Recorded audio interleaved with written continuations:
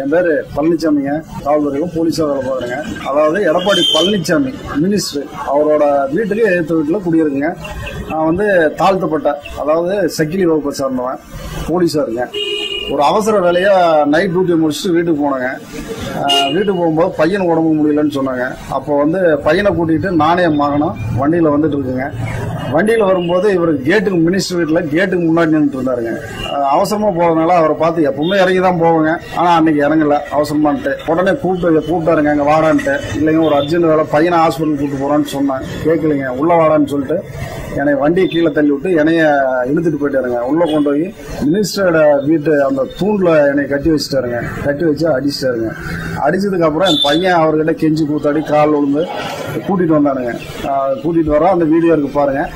கூட்டிட்டு வந்ததுக்கு அப்புறமா கூட்டிட்டு வரும்போதுமே விடலைங்க. அவருக்கு மேல என்ன கோவம்னு தெரியல. சக்கிலி போலீஸா இருக்கிறானே இறங்காம போறான்ற ஒரே காரணம் இரும்பு பைப்பெல்லாம் அடிப்பாருங்க. அடிச்சிருக்காரு. ரொம்ப அராஜகம் பண்றாருங்க.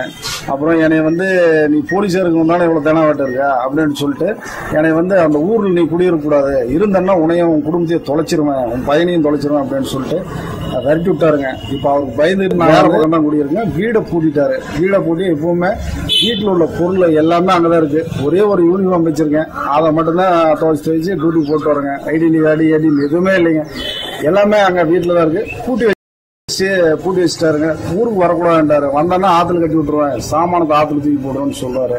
அதெல்லாம் பயந்துட்டு போலிங்க. அவங்க பெரிய இடம், நம்ம ஏன் அவர்கிட்ட போய் போறோன்ட்டு நான் போலிங்க, வேலைக்கு வந்துட்டு இருக்கேன். அதே மாதிரி கீழ்ச்சாதினாதான் அவருக்கு பிடிக்கிறது இல்லையா இருக்குங்க. எல்லாரையுமே அடிப்பாருங்க. ஆசேரி பையனை அடித்துட்டு இருக்காருங்க. புறவன் மூத்த பையன் அவனும் அடித்துட்டு இருக்கானுங்க. அவங்க வீட்டுக்கு ஏற்ற மாதிரி 9வது 10வது படிக்கிற பையன் அவனை போட்டு அடிச்சிருக்காருங்க. மனசு வந்து ரொம்ப அராஜகம் பண்றாரு. ரவுடிசம், கட்ட பஞ்சாயத்து, எப்ப பாத்தீங்கன்னாலும் அவங்க வீட்டுல கூட்டமே தான் இருக்கும். யாரையாவது ஒருத்தர் அடிச்சுட்டே தான் இருப்பாரு, கட்ட பஞ்சாயத்து பண்ணிட்டே தான் இருப்பாரு. மினிஸ்டர் ஒரே ஒரு பவரை வச்சுக்கிட்டு தான் அவர் இந்த ஆட்டம் போட்டுட்டு இருக்காருங்க. எடப்பாடி பழனிசாமியோட அண்ணன் கோவிந்தங்க. அவர் ரொம்ப அராஜகம் பண்றாரு, தாங்க முடியல. ஏதாவது இந்த வீடியோ பாருங்க, ஏதாவது ஒரு நல்லது செய்யுங்க. அதே மாதிரி எனக்கு, என் குடும்பத்துக்கு, என் பையனுக்கு சின்ன கீரல் அல்லது எது நடந்தாலுமே அதுக்கு முழு பொறுப்பும் கோவிந்தன் தான். எடப்பாடி பழனிசாமி கோவிந்தன் தான் பொறுப்புங்க. இதை வந்து நான் ஆதாரபூர்வமாவே சொல்றேங்க. எல்லாமே என்கிட்ட இருக்கு. அவர் மேல ஏதாவது ஒண்ணு செய்யுங்க. அங்க இருக்கு எனக்கு ஒரு போலீஸா இருக்கிற எனக்கே இந்த நிலைமைனா அந்த ஊர்ல இருக்கிற பொது ஜனங்களை நினைச்சு பாருங்க. ரொம்ப டார்ச்சருங்க. அவன் உசுர கையில பிடிச்சிருந்தா அந்த ஊர்ல தெரியுறான். ஏதாவது ஒரு நல்லது செய்யுங்க. உங்களுக்கு, எங்களுக்காக இல்லைனாலும் மக்களுக்காக ஏதோ நல்லது செய்யுங்க. மேலும் செய்திகளை உடனுக்குடன் அறிந்து கொள்ள சற்று முன்னுடன் இணைந்திருங்கள்.